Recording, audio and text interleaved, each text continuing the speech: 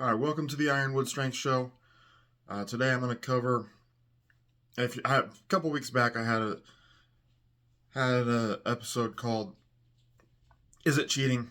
The Sumo Deadlift. So we're going to go take this up again. All right, look at whether something's cheating or not, and this episode is going to cover the bench press. A lot of people like to criticize people's bench technique, lifters' technique, whether it is their grip is too wide, they're arching too much, their feet are in the wrong spot. They go all these different directions saying why it shouldn't count or why it shouldn't be considered a bench press. So if you saw hopefully you got a chance to see my video called Bench Critics and Bosu Balls. That one's probably a couple months ago. And it covered a couple videos that had been posted on YouTube or Facebook from PTC headquarters, and they showed some lifters benching with an arch. Okay. And the people in the comments just erupted over the fact that they had an arch and how bad that was for them and how it's cheating and how it's bad for their back and all these different things. So I want to look at that and just focus on that cheating aspect because I saw it again today. One of them was the same girl, Jen Smith, I think her name is, PTC headquarters out of Australia, and she had a pretty significant bench, I'm wanting to say it was 130 something kilos, and she weighs 52.5 kilos or something. I don't remember the actual numbers without actually looking at the video and seeing. But it was a pretty impressive lift. And I've been around lifting for a long time. I was a competitive power lifter. I was a strength coach for a good amount of time. And by competitive power lifter, I don't mean I did it once or twice. I did it for 16 years. So there's not a lot of people that can say that they've done something like competing in powerlifting for 16 years.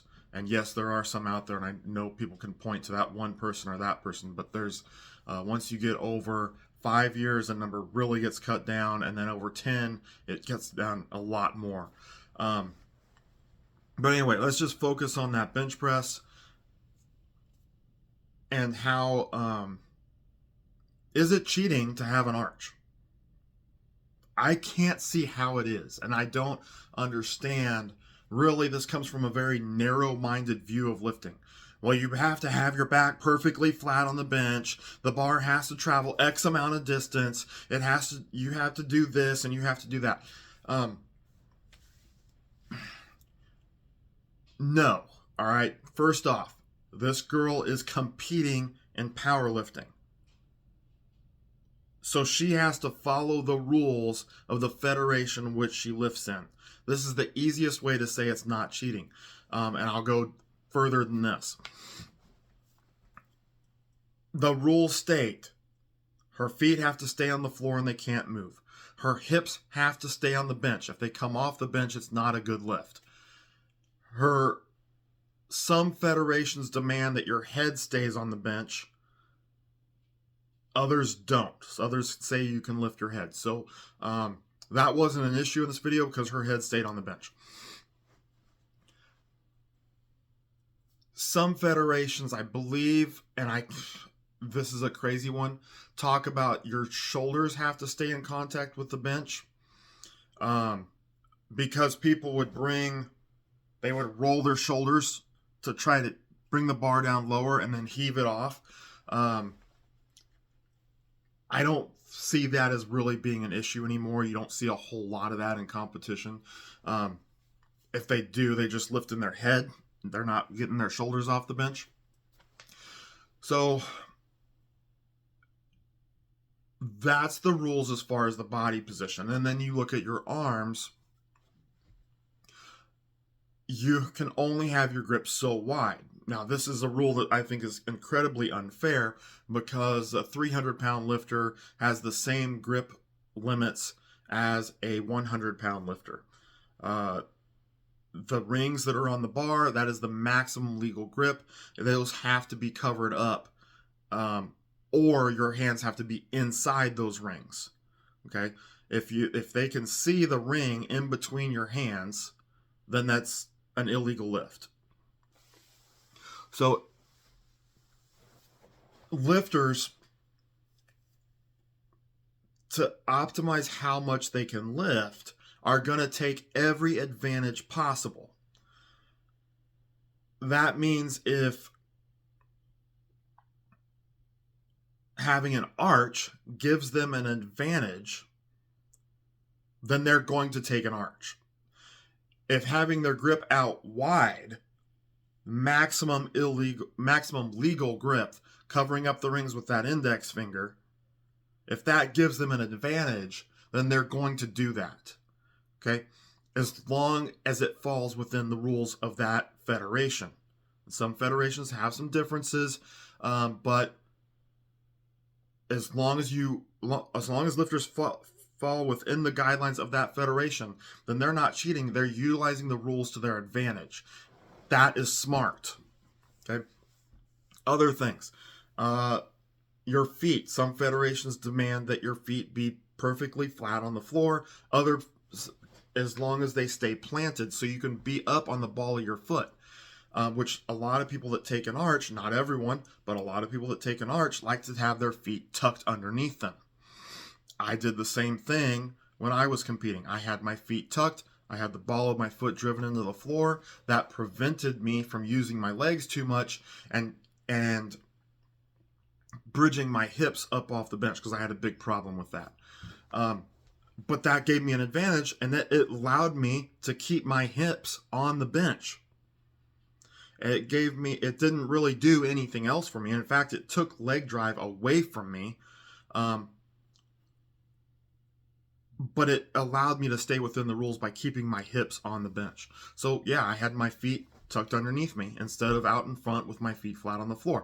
But I lifted in federations that had the rules that stated that I could do that.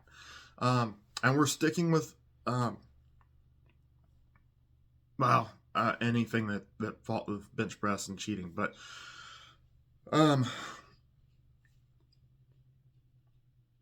so there is no rule stating you can't arch. There is no rule that says you can't have a very wide grip as long as it doesn't go beyond the rings of the bar. There is no rule that says you can't have your feet tucked underneath you. There are some federations that say you have to have your feet flat, and as long as you do that or follow the rules of your federation, then it's not cheating. Okay. So that covers as far as powerlifting goes. A lot of the people making these comments, though, aren't powerlifters and feel that it's cheating just because they think it allows you to lift more weight. And in a certain sense, it does allow you to lift more weight. But what they fail to realize, and this is the narrow-mindedness coming out of it, is that it takes a lot of skill to bench press correctly. Correctly might not be the same word, the right word to use here.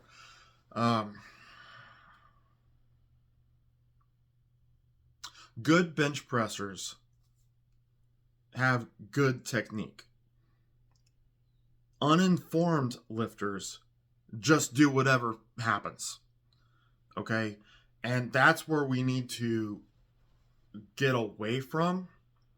And we need to start embracing the fact that the bench press is a technical lift. And that by learning and utilizing good technique can help you not only lift more weight, but it can also help you keep your shoulders healthy, have less pec injuries. So we need to embrace the idea of good technique. Now let's look at some of these things from the perspective of arching the back or having your feet tucked, or whatever else you want to look at that you say is cheating in the bench press. The lifters that take this arched back position and have their feet have their feet tucked underneath them typically have a very good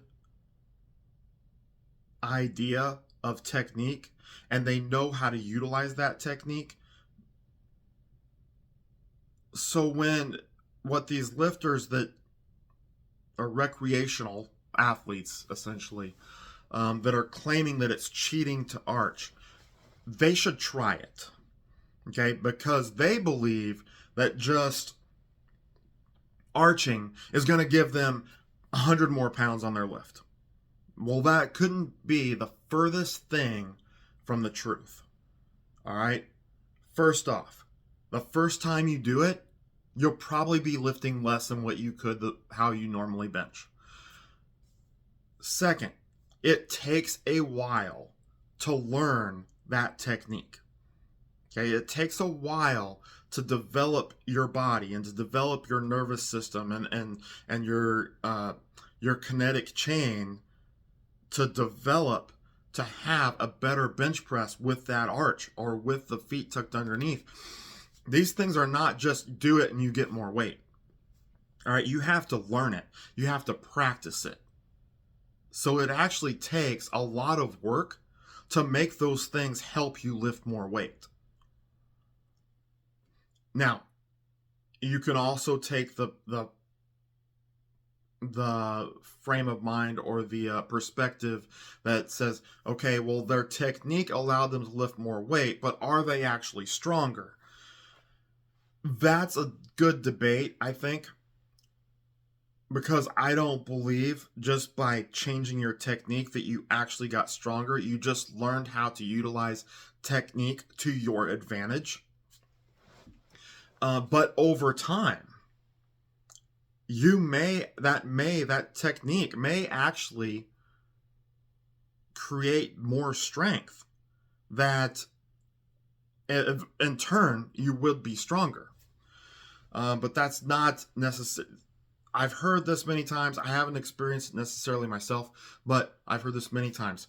I went to a seminar and they worked with my technique, and I lifted 30 more pounds that day than I'd ever lifted before. You didn't get 30 pounds stronger in one day. You learned how to handle 30 pounds more in that one day. And that's something that we should keep in perspective. But when you change your technique, that's not cheating. Okay? And for everyone that wants to claim that it is, they need to get over themselves. They need to open their minds up to a little bit bigger world and understand that it takes work, far more work than what they're putting in, to learn and get out of that technique more weight. Okay? It takes a lot of work to do that. So, I have a real hard time with it, the understanding where they come from. I do understand where they come from. They're so narrow-minded that they can't accept the fact that someone trained hard, trained their technique, built strength in the areas that they needed to build strength in, and then lifted well. They just can't get over that fact. And this doesn't come from just one Facebook post. I've heard this before. I used to train when I was coaching. I would train in the gym there that I was coaching at, and actually had a pretty good athlete of that college, former athlete that was then working for them, that college, walked past me one day when I was benching, and she watched me bench, and I got up. She goes, "You're cheating." What do you mean I'm cheating? First off, I'm just training in a gym. I'm just lifting. I'm not even lifting with someone. Didn't even have someone that was lifting with me. How am I cheating? Because I'm utilizing technique that she didn't have, apparently. and that she didn't understand. So it all boils down to perspective, but you really got to understand that utilizing technique is not cheating. It's part of the sport. It's part of lifting, and um, that's really all it boils down to. It's just not, it's just not cheating, um, and it's actually very impressive to see some of these lifters. To see this girl that lifted 130 some kilos while only weighing 52 and a half kilos, I think, if I remember right now. Extremely impressive to see her do that, and I commend her for it. And anyone else that's gonna take that challenge on of learning technique and working very hard to get to that point. So anyway, that's it. If you like what you're seeing on these episodes, please hit that like button, subscribe to the channel, share it with other lifters and coaches that you think may be interested in it. Until next time, stay strong, and I'll see you on the Ironwood Strength Show.